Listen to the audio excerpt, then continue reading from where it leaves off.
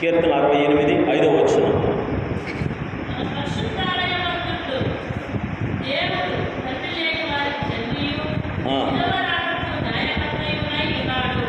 హల్లెలూయా. తన పరిశుద్ధ ఆలయమందుండు దేవుడు తండ్రి లేని వారికి తండ్రియు విధవరాండ్రులకు న్యాయకర్త అయి ఉన్నాడు. చప్పట్లు కొట్టి ఒకసారి దేవుని నామమున హల్లెలూయా. మరి ఇంతవరకు ఈ యొక్క కీర్తన భాగాన్ని మన మధ్యలో చెంగయ్య బ్రదర్ వివరించారు. ఇంకనూ దేవుడు అయ్యగారిని మంచి జ్ఞానంతో నింపి ఇంకా దేవునికి మంచి పనివాడిగా ఉండాలని ఆశపడుతున్నాము.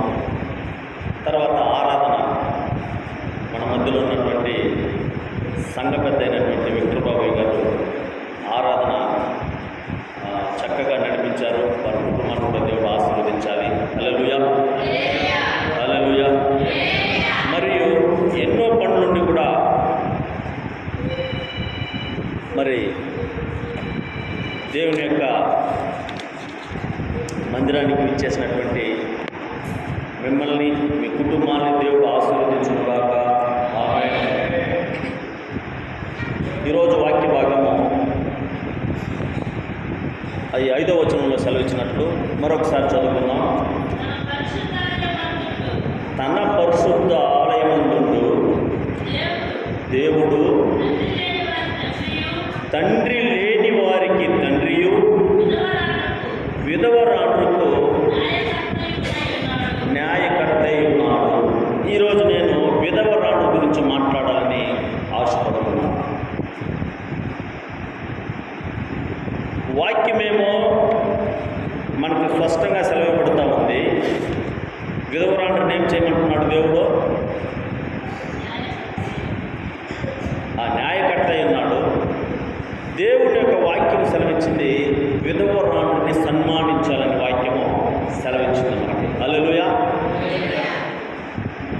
దేవుడేమో మనం ఆరాధించేటువంటి దేవుడు, మనము స్తుతించేటువంటి దేవుడు, జీవము కలిగిన దేవుడు వాక్యం సెలవిస్తున్నాడు. విధవరాండ్రుని మీరు సన్మానించాలి అని వాక్యం సెలవిస్తాడు. ఈ లోకమైతే విధవరాండ్రుని చిన్న చూపు చూసేటువంటి సమయం. ఒకవేళ విధవరాండ్రు ఎదురుగా వస్తే వాళ్ళు వస్తుంటే తిరుక్కొని మళ్ళీ ఇంటికి వెళ్ళిపోతారు. ఎక్కడో పనిగా వెళ్తుంటే వెళ్ళేటప్పుడు ఏమరా భర్త లేనటువంటి ఆమె ఎదురొచ్చింది, ఈరోజు పోయిన పని మనకే జరగదు, తిరిగి ఇంటికి వెళ్ళిపోతారు. ఇంటికి వెళ్ళి కొద్దిసేపు ఇంట్లో కూర్చొని ఒక గ్లాసు నీళ్ళు తాగేసి మళ్ళీ ఇంట్లో ఉండే వాళ్ళకి చెప్తారు, ఎవరైనా ఎదురుగా వస్తున్నారేమో చూడు, పోయిన పని అవ్వాలని హెచ్చరిస్తారు. హల్లెలూయా. కారణం ఏమిటంటే ఈ లోకము విధవరాండ్రుని ఎప్పటికీ చిన్న చూపే చూస్తాం. చాలామంది విధవరాండ్రుని తిట్టే వాళ్ళని చూసాం. ఏదో పనిగా వెళ్తుంటే ఏమి ఎదురొచ్చేసిందే, అయ్యా పోయిన పని జరగదా, మనకి ఏం పని బాట లేదా, ఏమి ఇంట్లో ఉండొచ్చు కదా, ఎందుకు ఈదల పైన తిరుగుతూ ఉందని హేళన చేసేటువంటి లోకం ఈ లోకం. హల్లెలూయా, హల్లెలూయా. అయితే నేను ప్రకటిస్తున్నటువంటి జీవము కలిగిన దేవుడు ఈ విధవరాండ్రు గురించి చెప్పినటువంటి ఒక చక్కని మాట చూద్దాం వాక్య భాగంలో. అపోస్తలుడైన పౌలు తిమోతికి రాసినటువంటి మొదటి పత్రిక 5వ అధ్యాయము 3వ వచనం.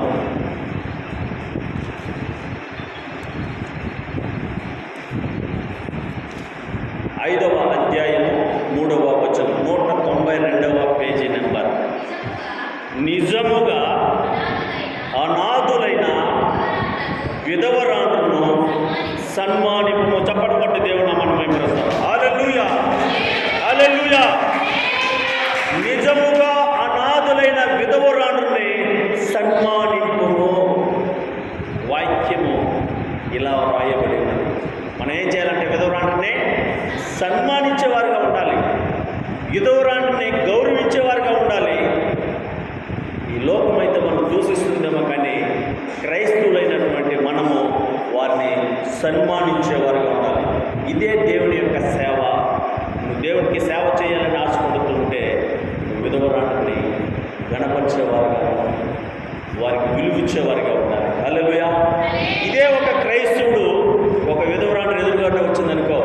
క్రైస్తవులుగా మనం ఏం చేస్తున్నాం? మనం కూడా ఈ లోకంలో ఉన్న వారిలాగా మనం కూడా తిరిగి ఇంటికి వెళ్ళిపోతున్నామా? ఎందుకు ఇలాగ ఎదురొచ్చిందని మనం కూడా దూషించే వారికి ఉంటున్నామా? ఇలా ఉండకూడదు. వాక్యం సెలవిస్తుంది, వారిని సన్మానించాలి. హల్లెలూయా. ఇది నా సొంత మాటలు కాదు, కానీ దేవాది దేవుడు చెప్పినటువంటి మాటలు. ఎప్పుడైతే నువ్వు విధవరాన్ని సన్మానిస్తావో దేవుడు నీ ప్రార్థన వింటాడు, దేవుడు నీ యొక్క ఆరాధన వింటాడు, దేవుడు నీ యొక్క మొర వింటాడు. నువ్వు కానీ ఒకవేళ విధవరాన్ని సన్మానించకుండా నీవు వారిని హేళన చేసేవారుగానైతే నీవు ఎంత ప్రార్థన చేసినా ఆయన నీ ప్రార్థనకి జవాబు ఇచ్చేవాడు కాదు. హల్లెలూయా, హల్లెలూయా. దేవుడికి ఇష్టం ఉండదు. ఎప్పుడైతే వారిని గౌరవించి వారిని సన్మానిస్తావో అది దేవుడికి ఇష్టం. ఎందుకంటే వాక్యంలో రాయబడింది కనుక మన వాక్యానుసారంగా జీవించేవారిగా ఉండాలని వాక్యము సెలవు పెడతా ఉంది. హల్లెలూయా, హల్లెలూయా.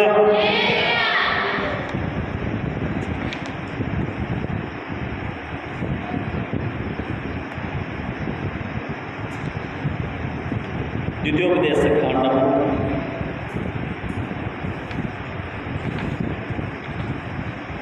10వ అధ్యాయము 18వ వచనం.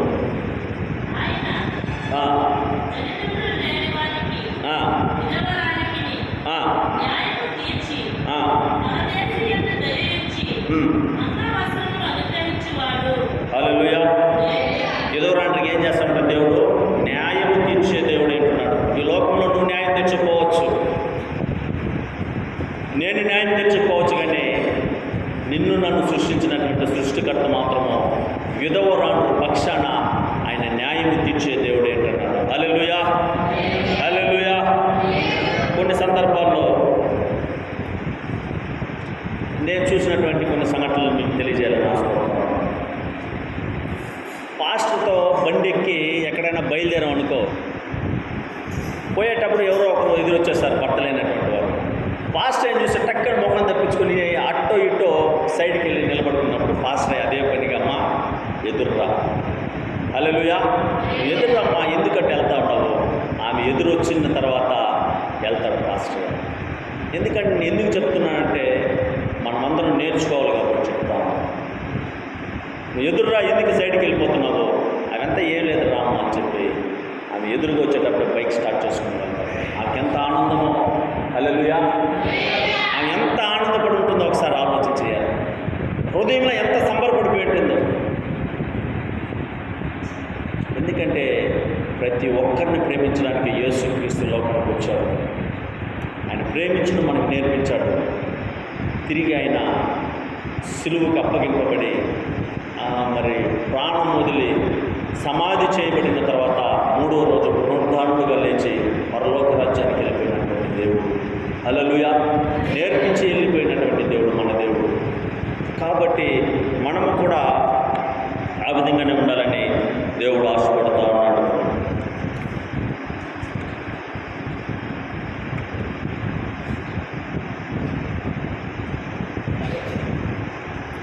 ఆదికాండము 3వ అధ్యాయము 21వ వచనం. దేవుడైన యెహోవా ఆదాముకును అతని భార్యకు చర్మపు చొక్కాలు చేయించి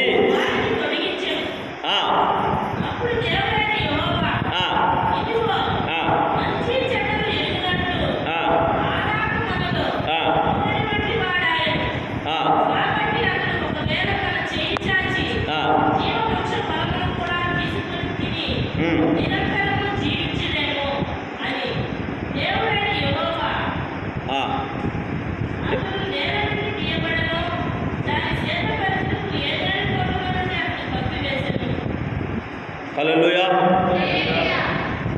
ఇప్పుడు ఆదాముకి అవ్వకి ఏం కావాలా? వాళ్ళకి తెలివి వచ్చేసింది. తినవద్దన్నటువంటి పండును తిన్నాక వాళ్ళకి ఏమొచ్చిందంట? తెలివి వచ్చింది.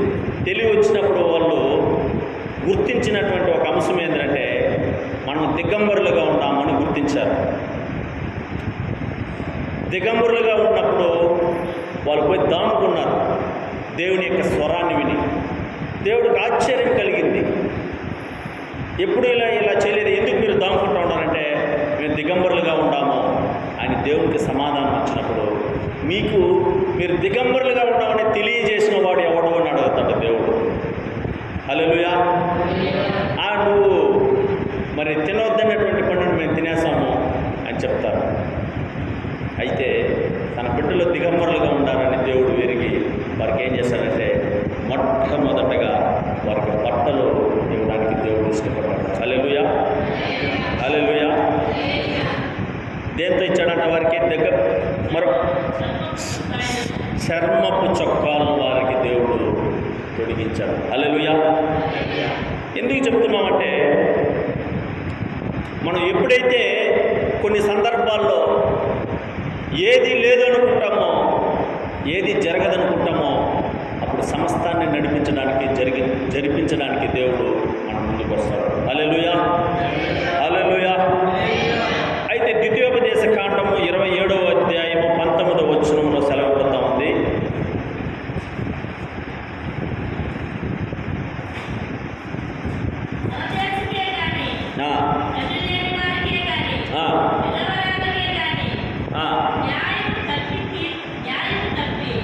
యుధవరాండులకు న్యాయము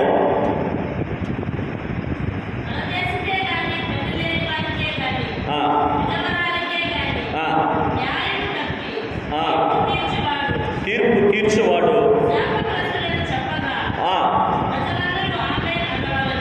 హల్లెలూయా.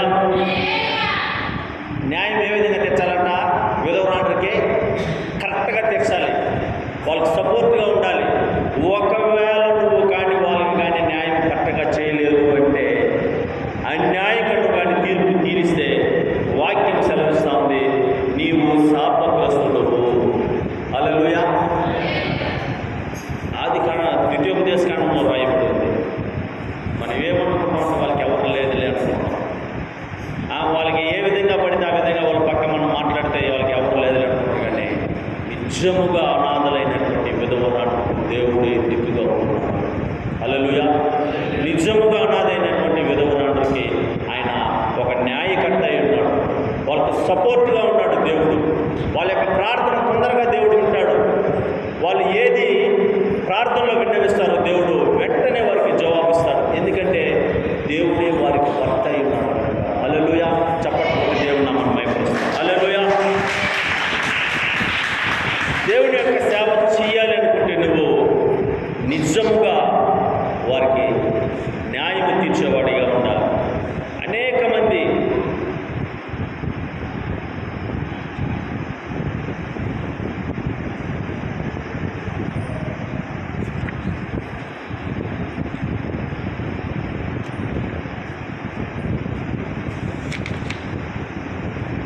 కీర్తనల గ్రంథము 146 వచనం చూద్దాం.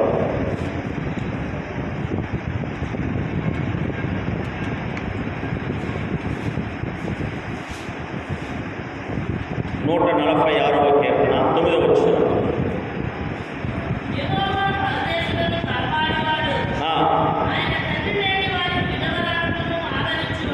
చాలు. హల్లెలూయా. తండ్రి లేని వారిని విధవరాండ్రనే ఆదరించే దేవుడై ఉంటున్నాడు మన దేవుడు. మీకు ఈ మధ్యలో నేను ఒక విషయం చెప్పి ముగించాలని ఆశపడతా ఉన్నాను. కొంతమంది మిషనరీలను చూడండి,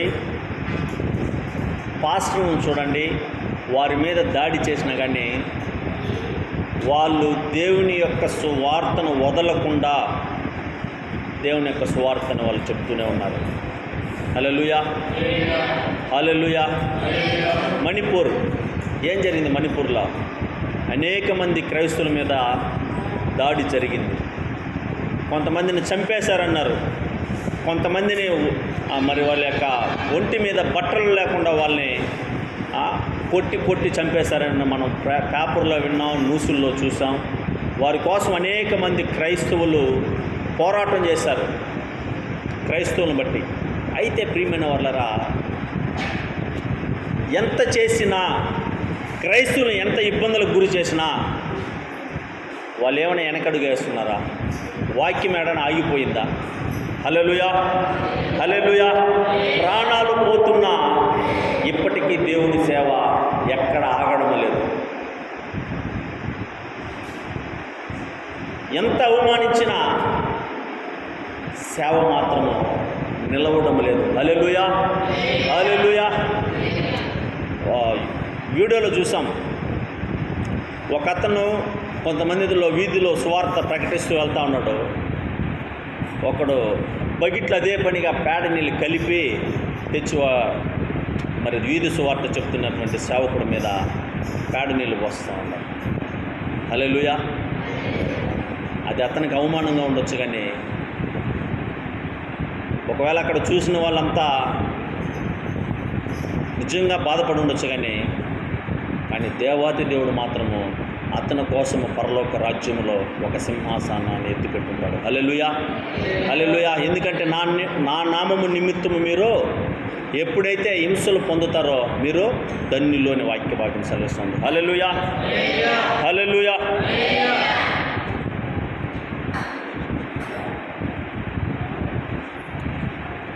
బెంగళూరులో ఒక అతను ఆటో నడిపేవాడు ఉన్నారు. అతని గురించి ప్రత్యేకంగా పేపర్లు వేశారు, న్యూస్ పేపర్లో. అతని పేరు రాజా. అతని పని ఏంటంటే ఆటోలో ఎవరు ఎక్కినా అతను చెప్పేటువంటి మాటలు ఏంటంటే, మనము ఎప్పటిదాకా జీవిస్తామో తెలియదు, కానీ ప్రాణం ఉన్నంత వరకు మనకు దేవుని యొక్క సువార్తను ప్రకటించాలని ఒక ఆశ. ఎవరైనా ఆటోలో ఎక్కితే వాళ్ళకి దేవుని మాటలు చెప్పేవాడు. ఎవరైనా రోగంతో వస్తే వాళ్ళని వెంటనే తీసుకొని పోయి హాస్పిటల్లో వదిలేవాడు. డబ్బులు లేకపోతే వాళ్ళని తీసుకొని పోయి హాస్పిటల్లో వదిలేవాడు. ఇంట్లో ఇబ్బందులు కలిగిన వారైనటువంటి దగ్గరికి వెళ్ళి వాళ్ళని పరామర్శించి వాళ్ళకి ఈయన ఆర్థిక సహాయం చేసేవాడు. నిండా డబ్బులు లేనటువంటి వారు అనారోగ్యంతో పడిపోయి ఉంటే ఇతను సొంత డబ్బులు ఖర్చు పెట్టి వారిని తీసుకొని పోయి హాస్పిటల్లో చూపించేవాడు. హల్లెలూయా. తన ఆటోలో కూర్చొని పెట్టుకొని. కొంతమంది అడిగారట, అయ్యా దేవుడు నమ్ముకో, దేవుడు నమ్ముకో అంటావు, దేవుడు ఉన్నాడో లేదో మాకు తెలీదు, కానీ మాకు సేవ చేస్తున్నావే, నువ్వే మాకు దేవుడయ్యా. చెప్పడం దేవుడు. హల్లెలూయా, హల్లెలూయా.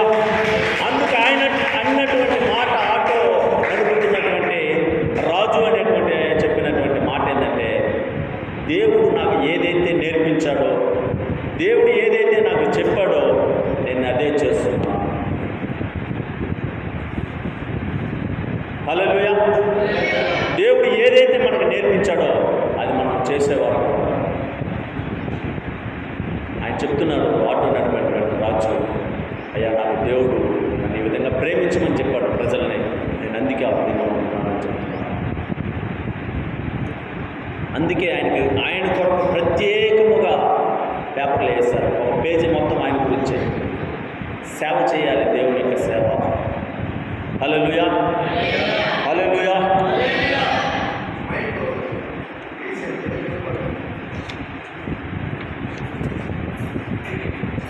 మైక్ రీసౌండ్ వస్తూ ఉందా? అపోస్తలుడైన పౌలు కొరింథీయులకు రాసినటువంటి 2వ పత్రిక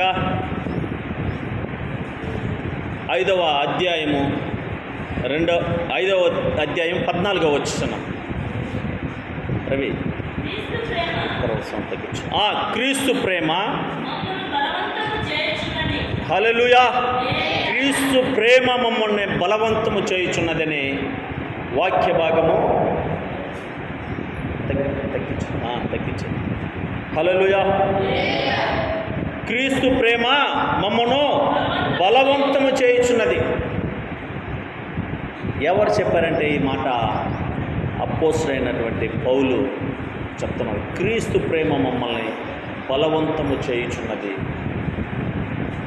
అనేక మంది ఈరోజు మిషనరీలు, అనేక మంది దేశ విదేశాల్లో నుండి సేవలు చేస్తూ ఉన్నారంటే దానికి కారణం ఏమిటంటే వాళ్ళలో క్రీస్తు ప్రేమ ఉంది కాబట్టి.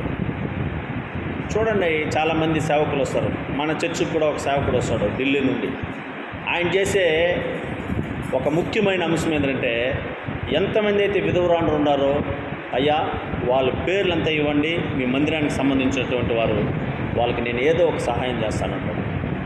కొన్ని సందర్భాల్లో దుప్పట్లు ఇచ్చున్నాడు, కొన్ని సందర్భాల్లో చీరలు ఇచ్చుంటాడు, కొన్ని సందర్భాల్లో హార్లిక్స్ బాటిల్ తెచ్చి ఇచ్చుంటాడు. కారణం ఏమంటే నువ్వు ఏ సేవనే చెయ్యి, కానీ విధవరాండ్రులు చేస్తావు చూసినావు సేవ, అది ఉన్నతమైన సేవ. దానికి ప్రతిఫలము దేవుడు తొందరగా ఇస్తాడు. హల్లెలూయా, హల్లెలూయా. రుచి చూశారు కాబట్టి అనేక మంది సేవకులు మొదటగా చేయాలనేటువంటి ఒక గొప్ప విషయం ఏంటంటే భర్త లేని వారికి ఏదో ఒకటి చేయాలయ్యా. హల్లెలూయా. కాబట్టి మనం ఏ విధంగా ఉండాలంటే నిజముగా అనాథైనటువంటి విధవరాంటిని సన్మానించేవారుగా మనం ఉండాలి. చేసామా లేదా మనం సన్మానము? చేయలేదా? మన మందిరంలో ఎంతమంది అయితే ఉన్నారో అంతమందిని కూర్చొని పెట్టి మహారాజు కుర్చీ వేసాం అనుకుంటా. సరే, మగవాళ్ళు కూర్చుంటే అది మహారాజు కుర్చీ అవుతుంది, స్త్రీలు కూర్చుంటే అది మహారాణి కుర్చీ అవ్వచ్చు. హల్లెలూయా. ఆ కుర్చీల్లో కూర్చొని పెట్టి వారందరినీ మనం సన్మానించాం.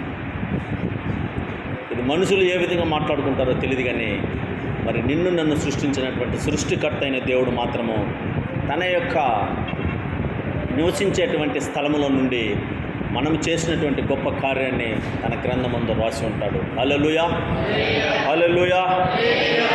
అందుకే నువ్వు మరి విధవరాండ్రని సన్మానించేవారుగా ఉండాలి. ఇంకో వచనం రాయబడి ఉన్నది 68వ కీర్తన 5వ వచనం.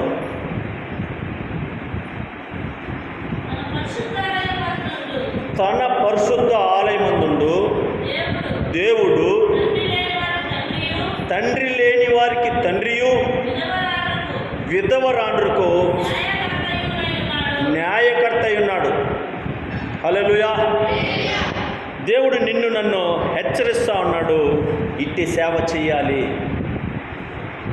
కారణం ఏమరంటే దేవుడే వాళ్ళ పక్క న్యాయం చేసే దేవుడు అయినప్పుడు నీవు నేను న్యాయం చేసేవారుగా ఉండాలి, వీలైనంత సహాయం చేసేవారుగా మనం ఉండాలి. హల్లెలూయా, హల్లెలూయా. మరి యాకోబు రాసినటువంటి పత్రిక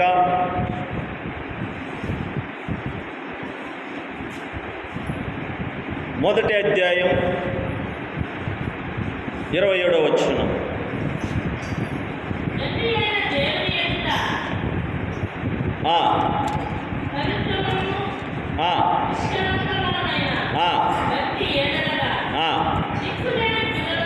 దిక్కులేని పిల్లలను విధవరాండ్రును వారి ఇబ్బందుల్లో పరామర్శించుటయు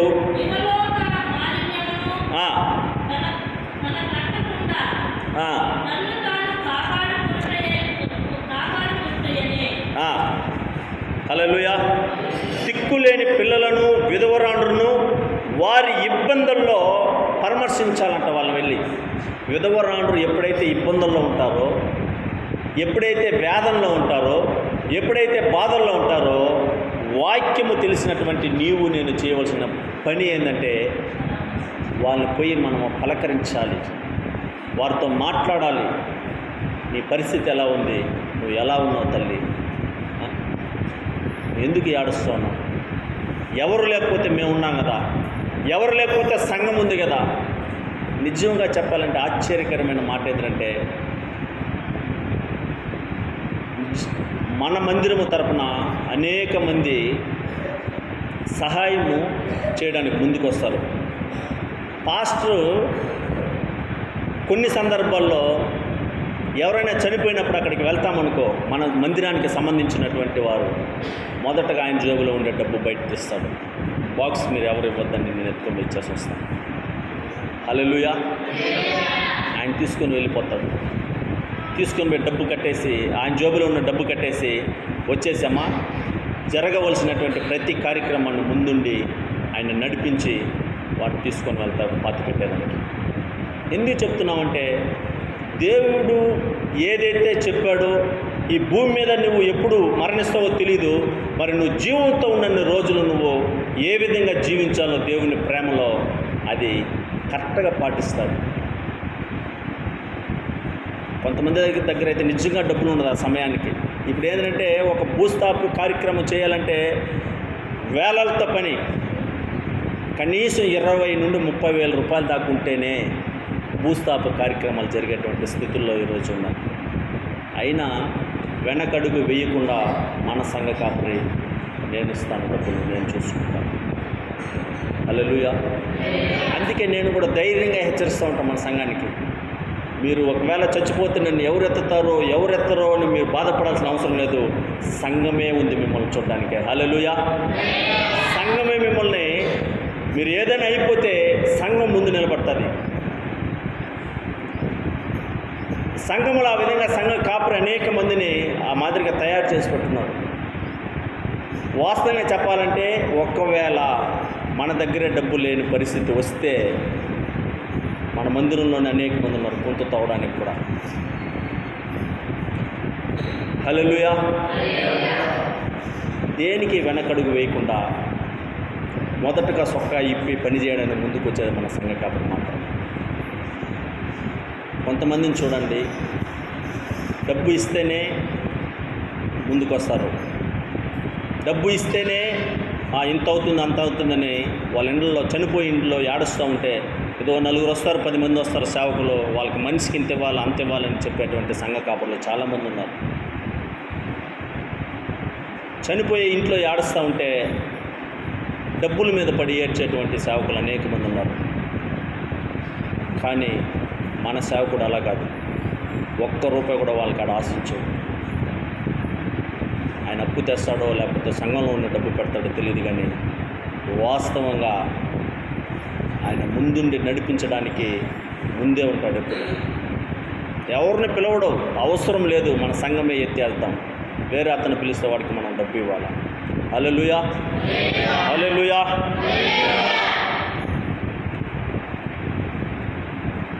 ఇక్కడ ఒక స్త్రీకి, భర్త లేనటువంటి స్త్రీకి న్యాయం కావాలా.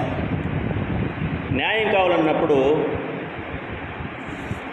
మరి ఒక అధిపతి దగ్గరికి వెళ్ళింది. అయ్యా మాకు న్యాయం కావాలి, మాకు తీర్చండి అని చెప్పి. అతను ఎటువంటి వాడంటే, మరి లూకాసు వార్త 18వ అధ్యాయము 2వ వచనం చూద్దామా.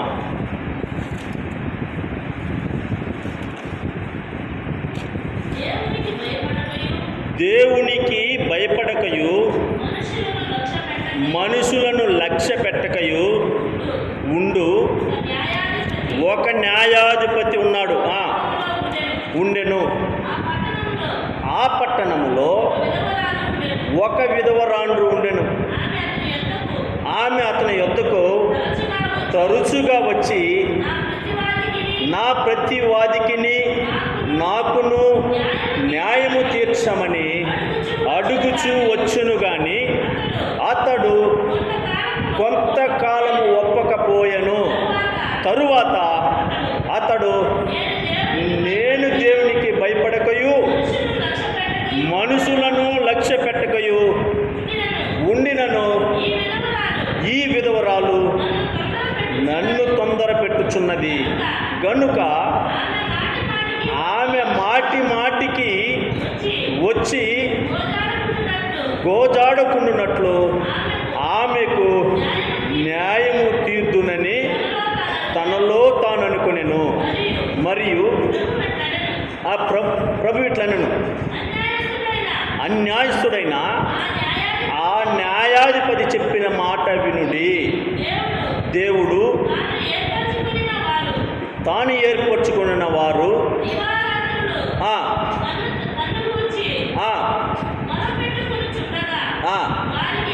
వారికి న్యాయము తీర్చడా, ఆయన వారికి త్వరగా న్యాయము తీర్చును.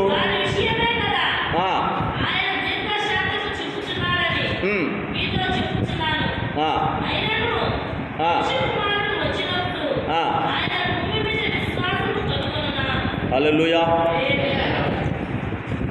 ఇక్కడ ఒక న్యాయాధిపతి ఉన్నాడు.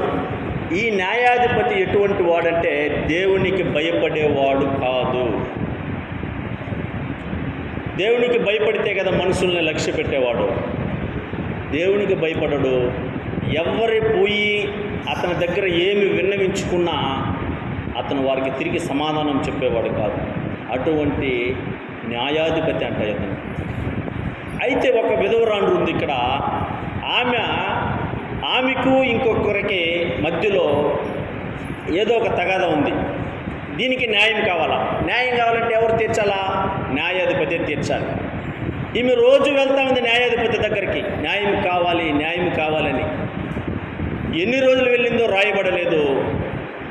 ఆమె ఎన్ని రోజులు తిరుగుంటే ఆ న్యాయాధిపతికి విసుగుకుంటుంటుందో ఒకసారి మనం ఆలోచన చేయాలి. హల్లెలూయా. మనం కొద్దిసేపు ప్రార్థన చేసేసి ఏదేదో అడిగేస్తాం. ఎంతసేపు ప్రార్థన చేస్తామంట? ఒక 2-3 నిమిషాలు చేస్తామేమో ప్రార్థన. 2-3 నిమిషాలు ప్రార్థన చేసేది ఏదేదో అడిగేస్తే అదన్నీ ఇవ్వడం లేదు దేవుడని దేవుని వైపే మనము నింద వేస్తాం. హల్లెలూయా. ఈమె గోజారుతూ ఉంటే దేవుడికే భయపడినటువంటి న్యాయాధిపతి ఈ గురించి ఆలోచించడం మొదలు పెట్టా ఉంటాడు. మనం దేవుడికి భయపడ్డంలా, ఈ ప్రజలకి లోపడ్డంలా. అయితే ఈ విధవరాలు మాత్రం నన్ను వదలకుండా తిరుగుతూనే ఉంది. న్యాయం కావాలి, న్యాయం కావాలి. అయ్యా, నీవు నేను ప్రార్థన చేస్తూ కూడా దేవుని దగ్గర గోచారాలు, నీ ప్రార్థన నా ప్రార్థన దేవుడు వినే విధంగా మనం గోచారాలు. ఒక్కసారి ప్రార్థన చేస్తాం, 1 వారం ప్రార్థన చేస్తాం, ప్రతిఫలం రాలేదు. 2 వారాలు ప్రార్థన చేస్తాం, ప్రతిఫలం రాలేదు. నెలల కొద్దికి ప్రార్థన చేస్తాం, ప్రతిఫలం రావడంలా. సంవత్సరాల కొద్దికి ప్రార్థన చేస్తాం, ప్రతిఫలం రాలా. అయినా నువ్వు విశ్వాసంలో ఏమాత్రమో వెనక్కి తగ్గిపోవు. విశ్వాసంతో వెళ్తా ఉంది ఆయన దగ్గరికి. ఈరోజు కాకపోతే రేపు న్యాయాధిపతి నాకు న్యాయం చేస్తాడు. చేశాడా లేదా న్యాయాధిపతి న్యాయం? ఎన్నిసార్లు వెళ్ళిందో తెలియదు, కానీ ఆమె విశ్వాసం గొప్పది కనుకే ఈరోజు కాకపోయినా రేపైనా నాకు న్యాయాధిపతి న్యాయం తీరుస్తాడని వెళ్ళింది. వెళ్తే ఆయన అనుకున్నాడంట, ఎన్నిసార్లు వస్తూ ఉంది కదా, ఈమెకి న్యాయం తీర్చాల్సిందే. హల్లెలూయా, హల్లెలూయా. అక్కడ ఆమె న్యాయం కోసం అన్నిసార్లు వెళ్ళిందంటే ఆమె విశ్వాసం ఎంత గొప్పదో, ఆ విశ్వాసాన్ని